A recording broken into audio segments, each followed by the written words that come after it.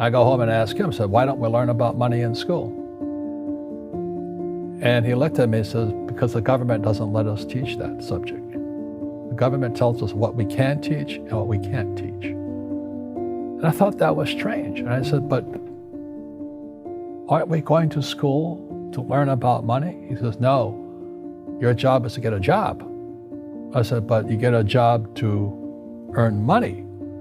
He goes, no, you're supposed to just get a job. I went, no.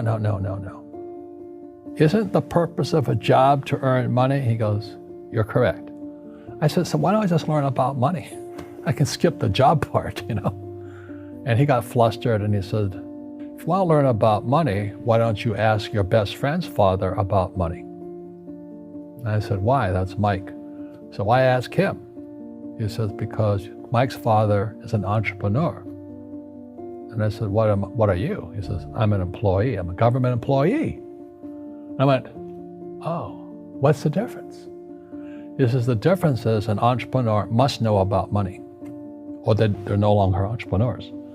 And he says an employee doesn't have to know anything about money, because the government will take care of them, the company will take care of them. So I'm all confused.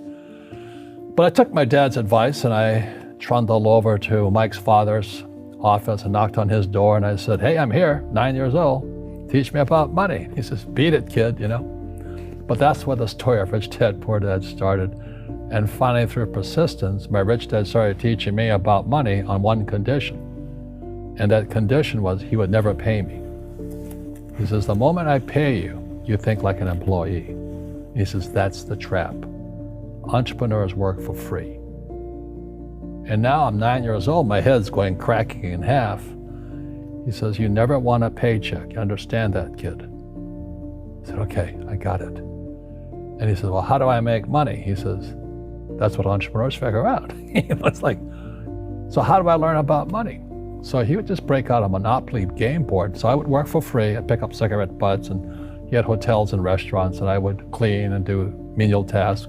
And as I got older, I started getting into office work and marketing and accounting, and I was an apprentice basically, but I always worked for free.